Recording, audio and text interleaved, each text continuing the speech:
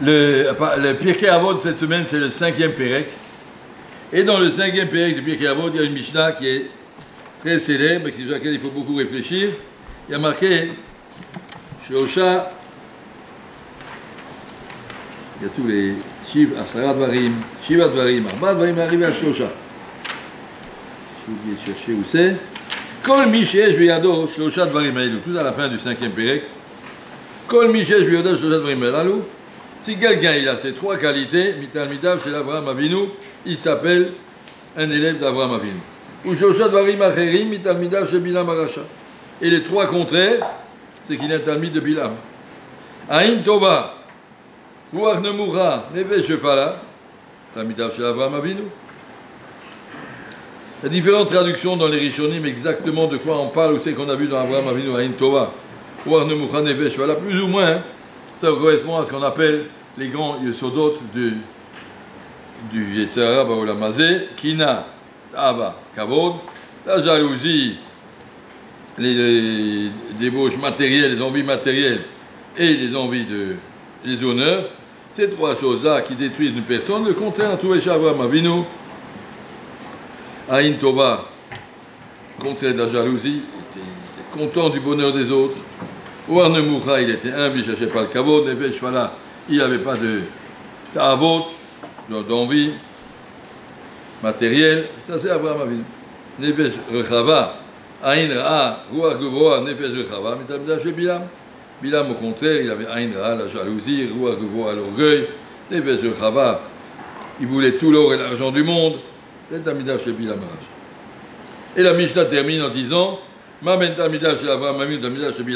c'est quoi la différence entre les Talmidim d'Avraham Avinu et les Talmidim? Tout le monde connaît cette Mishnah. Talmidav de Avraham Avinu, Ochlim Ba'olam Hazeh, ceux qui vivent d'après les Ashita d'Avraham Avinu, ils ont un bon Olam Hazeh, tranquille, agréable. Venochalim Ba'olam Haba, et ils ont un Olam Haba tout près, chez Neymar, L'Antril Ohava Yesh, Otsote Mamale.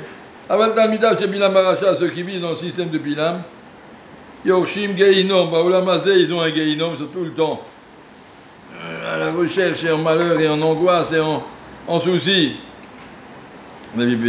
Haman, il aime tellement le kavod qu'il y en a un qui ne se possède pas dans le lit. Ça ne vaut pas la peine, il va prendre une potence, il va l'accrocher. Il n'est pas tranquille. Les Shaim Kayam Nigras, ils sont tout le temps comme une mer en tempête. Yorshim Geinom, Ba'olam Hazeh, Yordim L'Ershara, c'est après 120 ans, ils disparaissent au fond du Geinom, chez Neymar,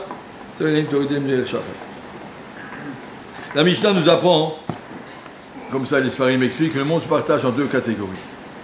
On ne va pas dire ceux qui font les mitzvot, ceux qui ne les font pas. On ne va pas dire ceux qui sont les Talmidei Chacham, ceux qui ne sont pas. Rabbi Bilam, c'est connu qu'il était en Kabbalah plus grand que Moshe Rabbeinu. Il dit sur lui, Yodea Da'at Elyon. Lo kam be'Yisraël autre que Moshe, aval be'umot kam, Bilam. Au niveau de la connaissance kabbalistique, il était génial. Au niveau de la Chorma, Chacham Sheba Umot. C'est un grand Chacham. Mais ce n'est pas ça qui détermine la qualité d'une personne. Ce qui détermine, les midot.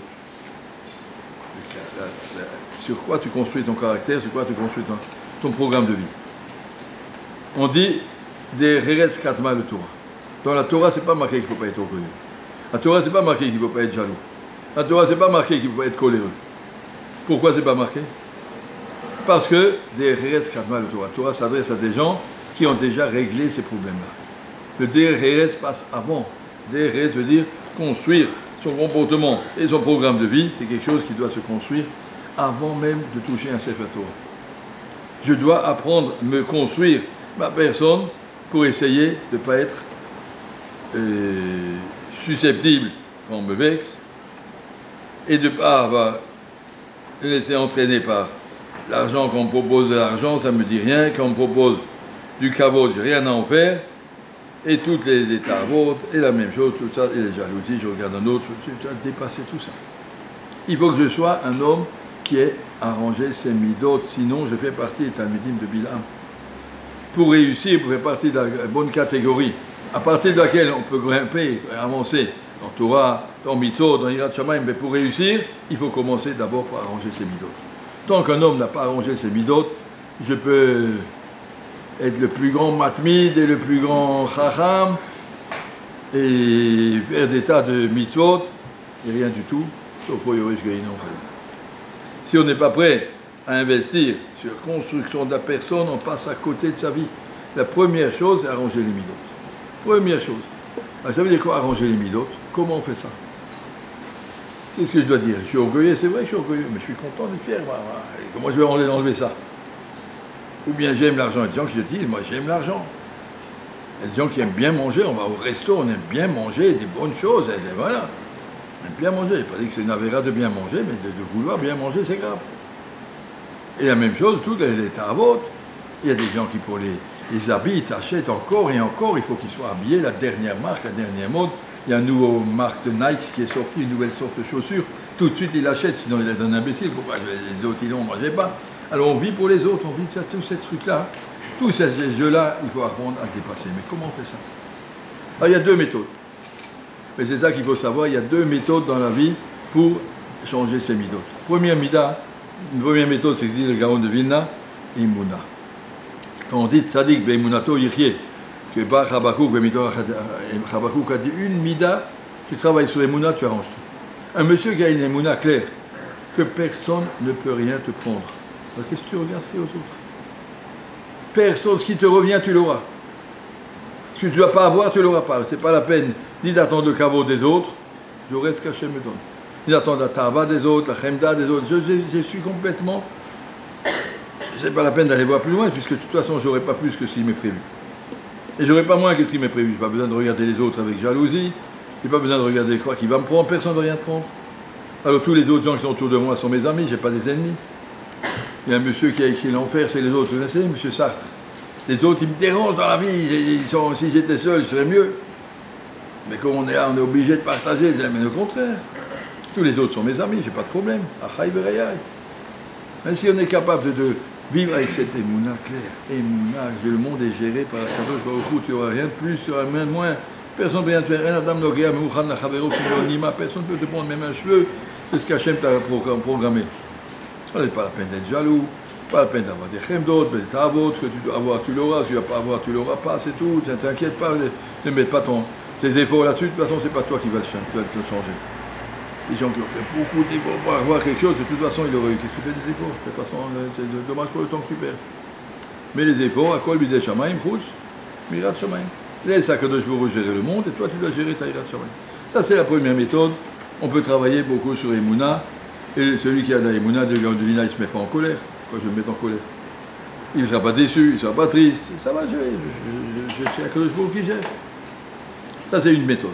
La deuxième méthode, les plus difficiles, mais les plus concrètes, c'est travailler personnellement sur les points sur lesquels je sens que, par exemple, aujourd'hui, je suis un peu susceptible, quelqu'un m'a vexé, ça m'a fait mal. Alors je vais dans mon coin. Pourquoi ça t'a fait mal? Qu'est-ce que ça te fait? Il t'a dit ça, alors quoi? Ou bien c'est vrai, il a raison, ou bien c'est pas vrai, alors qu'est-ce que ça peut te faire? Pourquoi tu vis sur l'opinion des autres? Parle-toi à toi-même. Essaye de te grandir, comme si tu parlais à un enfant, essaye de te grandir, mais qu'est-ce que ça te fait? Ou bien il y a une chemda, un gros morceau de gâteau, gros chocolat, avec la crème dessus et une cerise tout en haut. Alors tu dis, ça va, arrête. Essaye de dégonfler tout ça, qu'est-ce qui reste? C'est rien. Si on apprend à dégonfler, à mettre les choses à plat, il n'y a rien. Apprendre à... Voilà, je raconte pour ça deux histoires, peut-être j'ai déjà raconté. Combien des gens font des efforts, je ne sais pas de Sadikim, comment ils font des efforts. J'ai raconté de Isser Zalman Meltzer, celui de Etzraïm à Yerushalayim, et l'Iftar en 1953, avec Isser Zalman, Madame Gadol, et à Chol HaMoed, il écrivait jamais, bien sûr, et une fois à Chol HaMoed, il a dit à son petit-fils, donne-moi un papier, un crayon. Il a dit, papa, Pépé, tu écris pas. Puis quoi en effet, je lui ai dit, oublié, en effet, pas de problème, il allait chercher un papier, un stylo, il l'a apporté, merci. Et puis le Rabbi, il a écrit quelque chose dessus, il l'a posé devant lui. Le petit-fils a dit, c'est quoi le Pikor Nefesh alors? C'est quoi? Qu'est-ce qui s'est passé? Il a dit, je vais t'expliquer. À Chol HaMoed, toute la ville de Yerushalayim, il passe. Je veux dire, Chag Sameach, tout le monde rentre chez moi. Chag Sameach, des milliers de visiteurs. Et chacun qui rentre, moi je les connais par cœur. Je vois celui-là, avec son orgueil, comment il rentre. Et celui-là, avec sa jalousie. Et celui-là, je sais comment il est, avec son porte-monnaie, avec son manger, avec ses trucs. Je les connais par cœur, ces gens-là. Et chacun qui rentre, je vois ses défauts. Et je suis ouvert à l'ave d'Oraïta, lotisna et achicha bilvavecha. N'aie pas de haine envers quelqu'un. Comment je peux faire pour ne pas avoir une haine alors que je les connais par cœur? Automatiquement, ce n'est pas une haine agressive. Mais je les regarde avec haine, je les regarde avec amour. Je ne veux pas comme ça. Je ne veux pas. C'est piquoir nefesh. Les gens vont rentrer, je vais t'ouvrir une avera de lotisna sur chacun. Alors j'ai écrit le pasouk. Et necha le nochach yabitu, vafapecha yaishiru negdecha. C'est un verset dans Michelet, proverbe de Shlomo HaMelech, que le Gaon de Vilna traduit comme ça. Et necha le nochach yabitu. Regarde les défauts des autres et tu sauras que ça te concerne à toi. Si Akadosh Baruch Hu t'a montré celui-là comme il est plein de gava, c'est parce que toi tu es plein de gava.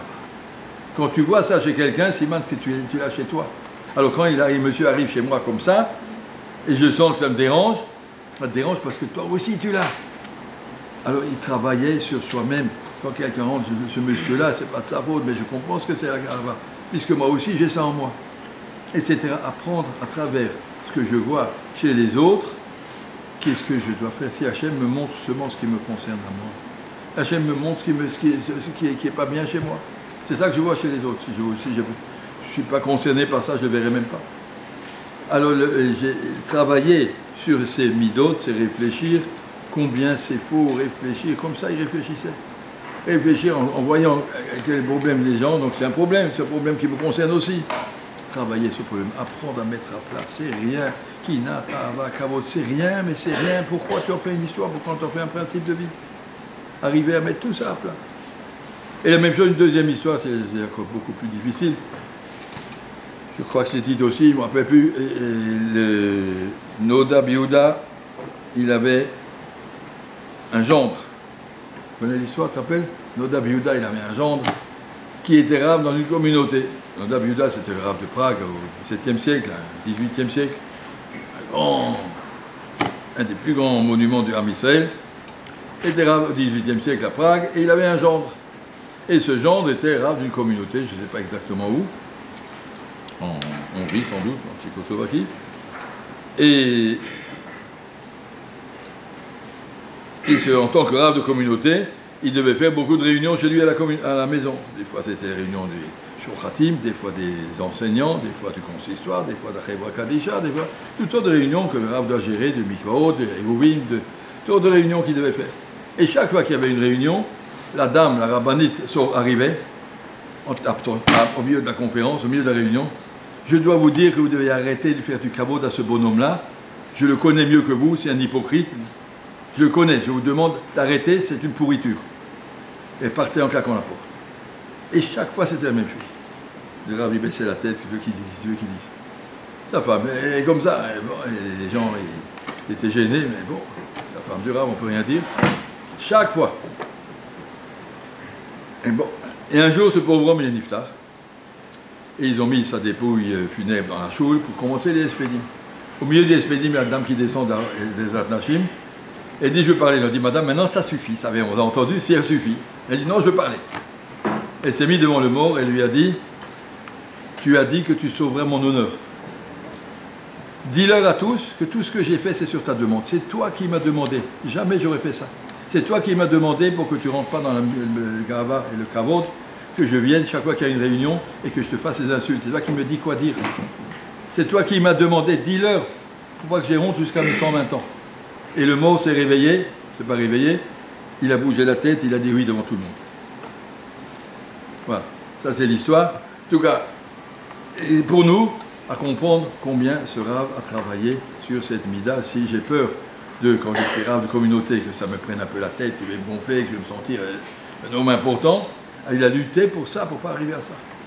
Quand on dit Kina, Tava, Kavod, Mutim et Adam, Ina Olam, ça veut dire qu'il faut travailler pour s'en débarrasser.